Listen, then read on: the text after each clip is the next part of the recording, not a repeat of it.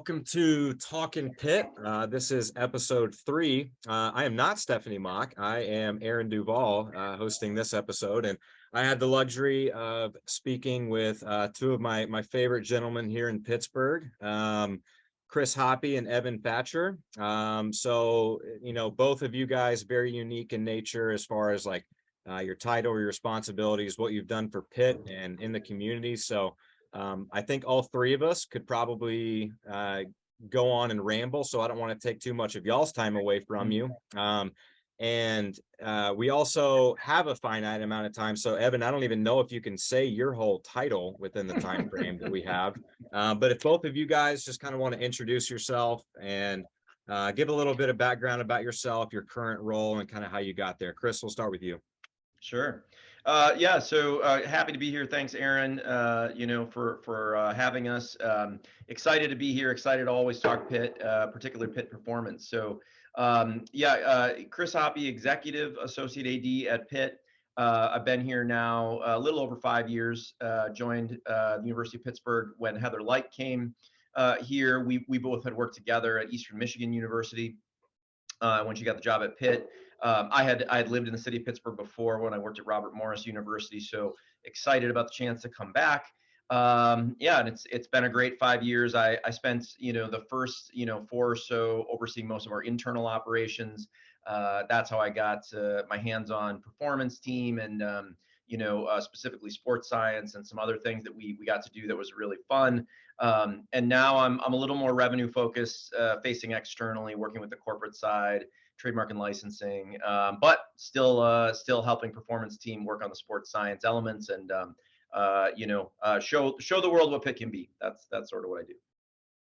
Awesome, thank you, Evan. We'll throw it over to you.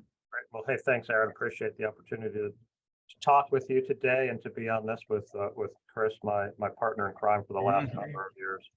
So my name is Evan Facher. I'm for the University of Pittsburgh. I'm the Vice Chancellor for Innovation and Entrepreneurship, and I'm also have a title in the School of Medicine. I'm Associate Dean in the School of Medicine. My focus at the university is really helping to serve as the commercialization hub for activities across campus, whether it be things that are developed in our labs on campus, where this year we'll have over $1 billion of research, running a lot of our most immersive student entrepreneurial programs. We work with early stage businesses throughout 6 counties of southwestern Pennsylvania. And then we also, for the university, are handling some of our larger business development industry sponsored research arrangements that are both kind of business development in nature and then alliance management in nature as well. I've been at Pitt. This January will be 9 years that I've been here, and prior to that, I spent 15 years in industry, life sciences industry, half that time at startup biotech companies and half of that time at large pharmaceutical companies. And I actually did my graduate work here at Pitt. So while I'm not born and raised in Pittsburgh, I have spent a good deal of time here over the last few decades. Awesome. Well, so 2 super impressive resumes, also 2 pretty seemingly diverse backgrounds and experiences as well. And I think you two collectively, like Evan said, like the 2 partners in crime, one of the things in common that you guys have, and I think a big reason that I've really enjoyed being at Pitt and the initiative that's been pushed, a lot of the fact due to you 2 guys is really our whole sports science initiative. So I guess this could kind of go to either of you guys, but with a diverse background or maybe differing roles and responsibilities, how did you 2 kind of come together, form a partnership? What's that process been like in forming that partnership, as well as just the influence and getting this whole sports science initiative kind of generated here at Pitt? Sure. Go ahead, Evan. I'll give my version of the story, then kind of Chris can give his version of the story. But so I remember I was actually in this office. It must be about 5 years ago, and I got a phone call from a guy from the athletic department named Chris Hoppe, who was asking about one of the things that my office does is help spin out companies based on university technology. We spin out 15 or 20 new companies a year just based on research that's done on campus. one of those companies that we spun out reached out to Chris. It was it was in the rehabilitation kind of physical therapy space. They reached out to Chris specifically around, hey, does the athletic department want to buy our technology or use our technology? So he reached out to me to do some diligence on, what they had. Was it real? Was it really from the university? And the first conversation that started a bunch of this was then talking about how a lot of these technologies that are created on our campus that may be athletics in nature never get used by our athletes before they're out on the marketplace. And the specific example we talked about was a company we spun out of Pitt about 13 years ago called Diamond Kinetics. It came from our School of Engineering. It was a technology focused on being able to understand from a three-dimensional perspective how a bat swings. And it's a pretty neat technology, neat company. Now they're big partners with Major League Baseball, minor league, all kinds of travel clubs, baseball and softball. But the conversation was really around that company at that point in time was about 10 years old, and the Yankees were using their technology, and it had never, ever been used by anybody on our baseball team or our softball team, despite the fact that the technology was created. And then that started to birth, well, if we have all this research going on, how come we can't take advantage of it here first? And then that was kind of my recollection, but let me see what Chris has to fill in the right blanks. Yeah, no, mine is similar, and it began really with our Chancellor, Chancellor Gallagher, mentioning to our athletic director, we are really at University of Pittsburgh blessed with some outstanding resources, faculty, researchers in the health sciences, and he had said to her, I have never seen us at Pitt or really at a lot of schools leverage those resources into athletic achievement. And why don't you figure out how we could do that at Pitt? That's the full manual of instructions we got on how we should go about this process.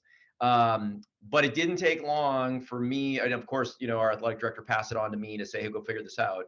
And it didn't take long for me to get to that phone call with Evan, simply because he was somebody who was already known to the athletic department, a season ticket holder in multiple sports, but also because of that background that he mentioned, working with companies trying to find products to take to market that really better the world and potentially have applications in spaces that people don't realize. And so the due diligence was great. It actually led us, very quickly away from the company that I was calling about, but very, very quickly also into a lot of other interesting areas that we've, many of those we've realized, and many more still to come. But it planted the seed that we at Pitt really did have the muscle, to do this at a really high level. And together we kind of began setting out to figure out exactly how we would do it to distinguish ourselves and in fact really win games and be healthier because of those efforts. So since that initial call, we have a standing Friday morning meeting every week for basically the last 5 years, where we've been plotting and kind of advancing, and half the time crying on each other's shoulders, determining, well, what do we need to do to change the course of this direction to kind of where we've landed this many years later. Yep. No, that's awesome. Me coming in, I guess, so many years later and just kind of seeing where it's at now. Mm-hmm. And, hearing kind of the origin of like how this whole process started, how this whole initiative and essentially department here at Pitt kind of started, and something, seemingly, I won't say insignificant, mm-hmm. but just something so small, so many years ago. So, Evan, I know you just mentioned like weekly phone calls, that you guys still have meetings that have kind of continued on since then. And, what are some things, again, from my experience coming in and just where it is now, and the support that administration has, the coaching staff, the athletes, and just the interest that a lot of people around the community of Pitt Athletics really has for this department. Where, if you could give kind of like maybe a Cliff Note version of like how did it go from that initial conversation of like, hey, there's interest in this, and figuring out like, oh, well, like there is like leveraging that we can do to, utilize either the resources or the personnel or things that we can do a little bit better to build this, so-called monster. Like through the course of those so many years, what are the kind of cliff notes of just maybe things that you've learned throughout that process, or highlights that you've had? I know that's kind of two different questions, but anything that kind of comes to mind there. Yeah, so for me, who comes from the, I what I bring to the table for Chris and the athletic department is the research infrastructure. And again, we're one of only 21 universities in the US that has over $1 billion of research. It's a huge amount of research, and we can bring those folks to the table across the entirety of campus. But when doing that, one of the big learning points was the cultures of, a head coach and a dean of a department of science. Really, the alignment of interest really doesn't exist at all. So finding out how do you kind of get the Rosetta Stone to have those two individuals or those kinds of folks be able to talk to each other in a productive manner where each party is getting a win-win out of the relationship. So I spend a lot of time just learning from Chris and learning through the experiences. Well, what are the customer needs from an athletic department side, from a coaching side, from a strength and conditioning side, and trying to translate that back to our research community of this is what the needs are, this is what's different, how do we get from point A to point B? And it's been a huge amount of trial and error figuring out what's the right kind of funding mechanism, what are the right kind of incentives, is this students, is it undergraduates, graduate students, is it postdoc, who is the right person or group of people to be involved with this on the research side, because it is, their interests are on publishing papers and long-term longitudinal studies, which are the exact opposite of needing to win now and needing to help people today. So that trying to get alignment of interest, the different cultures, bring them together, that was the biggest learning for me. And in my mind, from all the benchmarking and the studying we've done as well, that's the main reason why this is not successful most places. It's getting that whole kind of collection of people to be on the same page. It's virtually impossible. Yeah. I couldn't agree more. The number of times we literally say out loud, I can see why this doesn't work most places. And that's when Evan says the crying on the shoulder, that's really what it is, because there's so many different roadblocks along the way that are just, it's difficult to get the right foot to go, and then the left foot to go, and then the right, and there's lesson in that too, because if you try to run before crawling and walking, you'll fall. If you try to eat the whole steak in one bite, you'll fall. If you think that someone is going to hand you millions and millions of dollars to just go, maybe there are places they do, but even then you usually fall because you haven't done the crawling and the walking to operationalize what those millions of dollars would do for you. So you start in the wrong spot. You use the technology in a way that's inappropriate, or even if you use it appropriately, you can't translate it. The Rosetta Stone things, it's a phenomenal analogy, and so we've failed more times than we've succeeded, but we've been fortunate to succeed a bit. But it's evolved quite a bit from where it started, where I think we thought we had grand aspirations of won't everyone just understand how impactful this is and how important? Maybe we'll build buildings right away, we'll have an institute, we'll spin out technologies, and we'll win NCAA championships. The reality is that probably someday we'll do all of those, but that there's definitely a step-by-step to doing it. And a lot of it is just educating everybody involved on what's possible, and building infrastructure to get yourself to reach another stage. And what we always say is prove the concept. The space that is sports science is not an institutionally or universally understood concept. I know the practitioners watching this will know that. What we've found is that we have to really prove each concept to get the buy-in, to then get the chance to prove another concept. but you often at a school will fail because there isn't a right and left hand. If I'm the left hand, Evan's the right, and so you fall eventually because there's not a buy-in, there's not a reach across the aisle most places that is at a high enough level or functional enough. And we've had, and we've been lucky. and we've had, I mean, early in the days, we've had, 30 or 40 researchers in the room with dozens of folks on the athletic side, coaches and strength and conditioning folks and everybody. And we have everybody there, but it's like, half the time it's like oil and water. There's all the right people there, but if you can't find a way for that stuff to mix, then just because you have these people and these, incredibly intelligent practitioners, it doesn't happen. So it has been these very, very small wins and just racking up small win after small win to convince people that there is something here they should spend their time on. And that's been the history of this, has been finding a couple dollars in the couch cushions to do something unique and get a victory of that. And then that allowed us to do something a teeny tiny bit bigger and then a little bit bigger, but it's been, the demonstration through wins that this thing can make a difference or can have an impact, but it's taken 5 years to get to the point where you have enough things where you start to build a little bit of credibility. And, we've pitched in front of, there was a billionaire in one of these rooms of pitching this concept. And while there was some interest, it didn't light their fire because there wasn't enough. Well, tell me how this is going to revolutionize or change things. And like Chris said before, we will get there, but it's a long process. It's something you can't put in the microwave and expect it's gonna, you're gonna get an end result really quickly.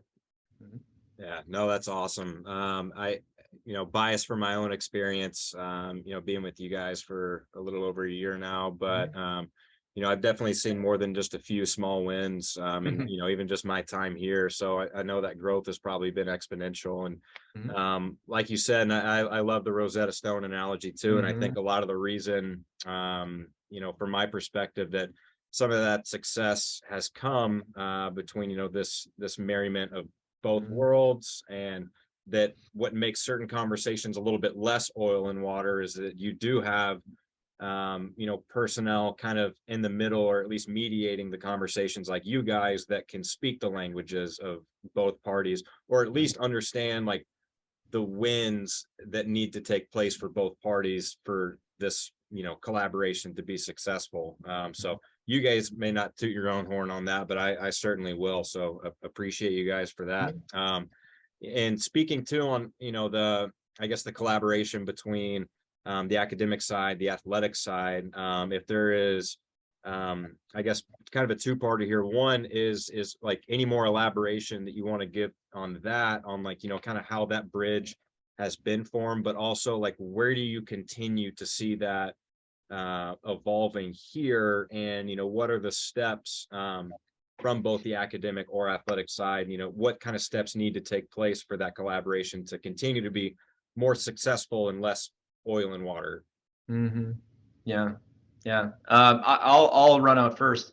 What I would say is, as much as we talk about small things, I think you're right, Aaron. If you lay out all the things that we had working for us and the things that have been put together, it's been great to have folks like yourself and Coach Mock come in and say, "Oh my goodness," right? Because it does give us the sense that we are making that progress. So, academically speaking, what I would say is we are incredibly blessed. So we do have a wide variety of faculty who were very interested right out of the gate and researchers in being a part of this. It probably starts first and foremost with our neuromuscular research laboratory. It's been around for several decades, and conducts tens of millions of dollars of largely military-based research out of it, right out of the gate.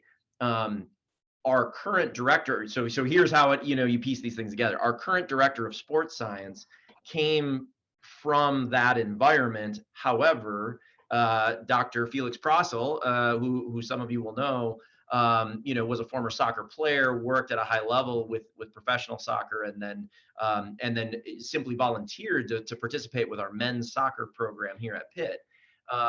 What that did was it gave us our very first proof of concept, right? a situation whereby, the expertise of an individual coming from the academic realm could translate into on-field success. Simultaneous with his involvement, we suddenly had a men's soccer team under the leadership of Jay Vidovich, our head coach, that went to a Final Four and then an Elite Eight, and right now they're going back to another Final Four. And Coach Vidovich really firmly believed in a high performance model that fed off of sports science.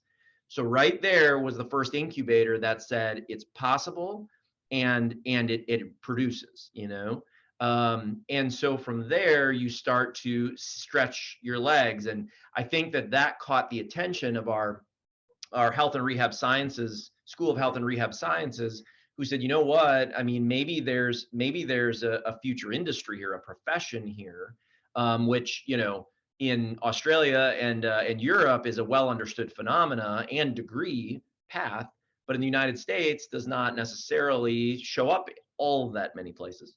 Much respect to your alma mater, Aaron, and a few others, but there's only so many schools that are producing graduate level sports scientists. So when SHRS showed an interest, we immediately said, let us be the fertile earth, right? Send us your students and let us, both learn from them and utilize them within a Power 5 athletic department, an ACC athletic department that is trying to be great, and then we sprinkled fertilizer on that. We invested in technology. We built relationships. We watered it, right? We convinced coaches to get more engaged, and we added fellows, right? Higher level folks pursuing PhDs to oversee those master's students. And then as staff transition occurred, we added staff who had a bent toward this. Someone like yourself, Coach Mock, and others who have really, helped continue to till that soil and then bring it all into existence. So we went from folks like Chris and I that have no knowledge of anything sports science to, putting the right people together with the right, seed capital, so to speak, to let those experts do their thing. So that all of a sudden you have this kind of more exponential growth of opportunities, but it's not two folks that have no clue what they're doing. They just know that there's an idea there to bring in those experts that will take those opportunities. So even when we were talking about the School of Rehab Sciences, they created this Masters of Sports Science program. So now you have a dozen plus master students that you could throw into the mix with folks like yourself and Coach Mock and Felix, and you start to have a large growth of people that are practicing this on a day-to-day basis, mixing the researchy side and the strength and conditioning sports science side in a way that we couldn't have done previously, and certainly, Chris and I couldn't have done it all. And then with that cooking, we start making strategic investments. So as we all know, the revenue drivers of athletic departments are often football and men's basketball. And so we have invested in fellowships in those programs as well, to try to spark that. Coach Stacchiotti over at football came in, a believer in sports science and had a great interest. But what we knew more than anything was that you were going to fail if all you did was buy technology, and you were going to fail if you just told your strength coaches to figure it out. We learned that early on, and that is no knock on strength coaches and their aptitude. You all are some of the most well-researched, read folks that in any college athletics industry, but it was too much to just dump it. And so through Evan's support, it's a day job that you all have, which doesn't include, programming in whatever computer language of the day is to analyze large amounts of data. And through a lot of Evan's support, and then honestly his cultivation of others on campus, we at Pitt have a lot of folks who really want to see what comes of the investments in the athletic department that are related to, rehab sciences, health sciences, and others, and they're watching our progress, and we're proud to say the progress has been exponential, really. And so you say, what's next? I would say certainly that what's next, for us is to then advance to that next degree of a doctoral degree in sports science. Conversations are almost daily on that. Short of a little pandemic we had there, I think we'd be there already personally. But now, with a lot of that behind us, I see in the next couple of years Pitt launching a doctoral program, with a cohort of 4 to 8, individuals, and those folks being placed throughout the athletic department to make a difference day to day, and not necessarily have to be focused on research that's outside of athletics, but entirely focused on research inside athletics, working with maybe 1, 2, 3 teams, and being in place for 3 years or more, to really get integrated into that culture, and with the coaches to advance things, work with the master's students, and certainly yourself, Aaron, and others. Yeah, no, that's great. I know one thing that we've really been lucky with since I've been here, and that's having the master students being integrated with a lot of our teams. And one of the limitations with that is the consistency of turnover. And selfishly, I would love to have that goal of Pitt pursuing the development of a PhD program that we can get more longitudinal work and research done, rather than kind of the short term, get students that can get their feet wet and do a good job for a little bit, and then they go off and get another job elsewhere. And I think we've been lucky to hold on to a couple of our own here as well. And I know Heather Betancourt was a student under me last year, and we didn't want to let her go, and now is here working with basketball as well. And I think that they're future interns and current students that are kind of fitting that same mold. And Evan, to go back to your point too, Chris, I appreciate you trying to hype up strength coaches, but we just do what we can. But at the end of the day, it does take someone, if you're going to do it right, it's going to take someone with the time, competency, and interest to push for those initiatives, whatever that may be, on the nuts and bolts level. And but I would say I think that part of the secret sauce we found is to have someone that can do that, but can speak coach language, right? We've seen too many times the researcher or the student who is very focused on the answers or the hypothesis or the research piece of it, but can't really talk in the right language to explain what they're doing, or to listen to what the coach needs. So having someone who is good on the research side and good on the number crunching side, but can also communicate at the right with the right kind of language back to you. We've seen that in our experiences. That's kind of the really most important ingredient of all these things. And with Aaron, with you and the team, and with staff, you all can speak both those languages, and that's been a really important part of growing, as we've had, you said, exponentially before, is because we've added folks to the staff like yourself that can sit in that divide, and you can train other folks to do that. We've had, I won't name the name of the team, but we've had, Chris and I sat in Heather's conference room with one of the premier Major League Baseball franchises, who said, if you can get me more sports scientists that can talk to my coaches, I'll hire them every day I can. So it's that kind of piece that is as important as being able to understand or can do the programming languages as well.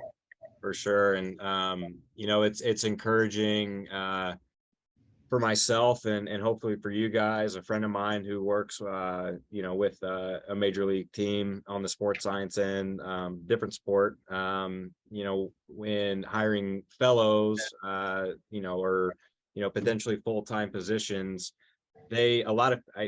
again, maybe biased by my own experience here, but I think people can start to look at some of the people that are coming out of the program under the leadership of people like Felix, and understand the developmental experience that they get at just like a student level or an intern level, and that they are people that get coached through having conversations with the head coaches, and aren't just kind of the behind the scenes or desk workers. And that's starting to be noticed. And I think it speaks volumes for the future of this program as it continues to exponentially grow, and the personnel that we're getting through it.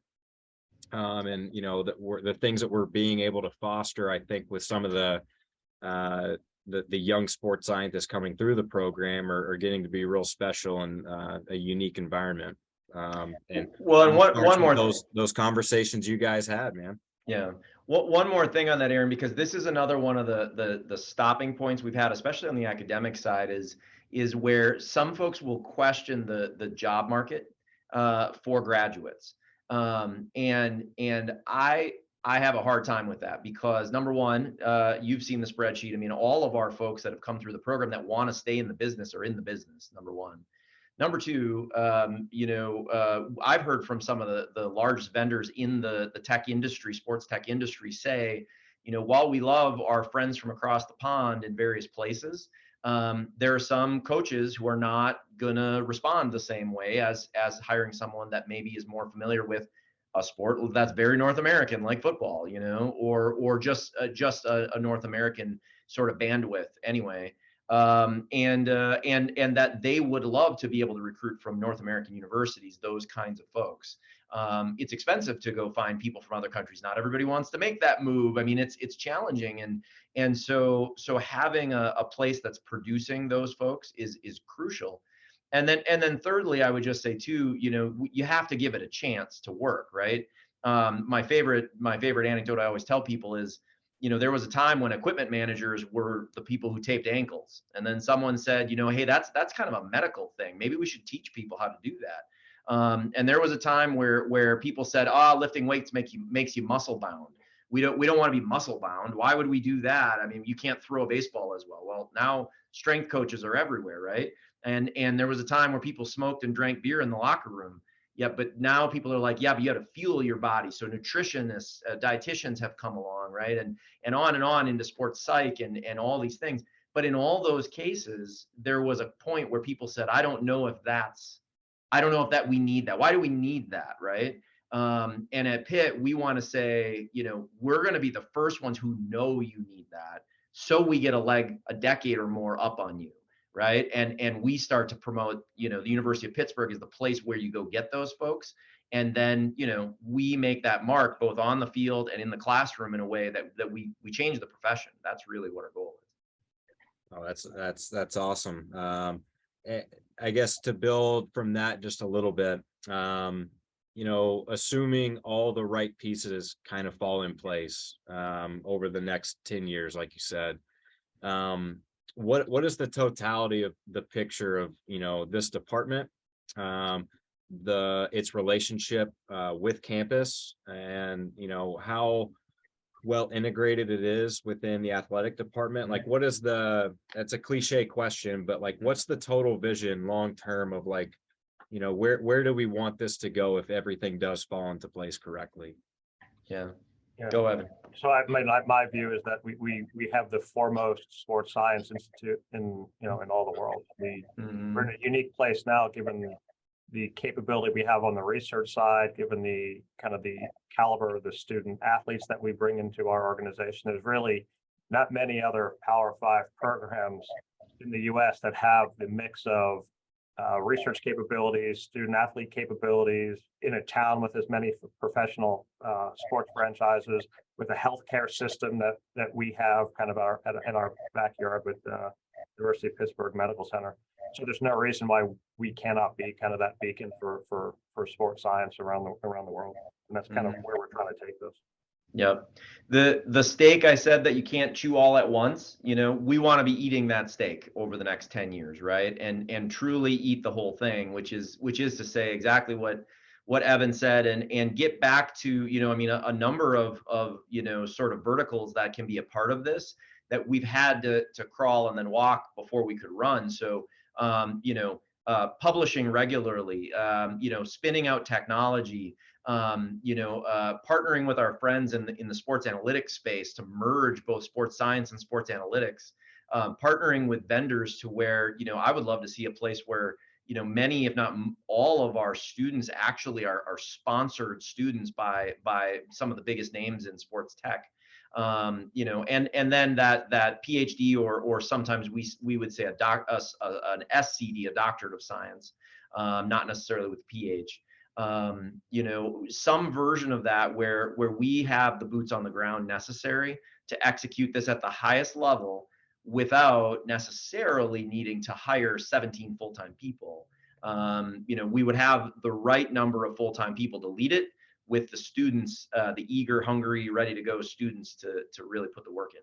And the place where people want to come and test their next generation products, because they can get that output from us. The place where we train folks like yourselves, folks that are doing continuing education, undergraduate through postdoc, whatever. But this is the place where everyone comes to get up trained, to be able to go back to their sports franchise or go back to their, you know, where they're sitting in the academic world. But this would be the only place that they can get that level of training and capability. And Aaron, we'd be remiss too not to mention, you know, we have, you know, depending on how the bills all come in, you know, just call it several $100 million in facilities on their way. You know, most notably the Performance Center, we just sort of publicly, you know, sort of guaranteed its arrival in fall of 25. It'll house 16 of our Olympic sports, and it'll have lab space in it. You know, I mean, it'll have testing space in it, and we're in discussions with vendors right now to sort of equip it, you know, to really be sort of a living laboratory in the gymnasium style, arena style spaces, to as best as possible start to, you know, eliminate that lab rat feeling that can happen when there's just too much tech around.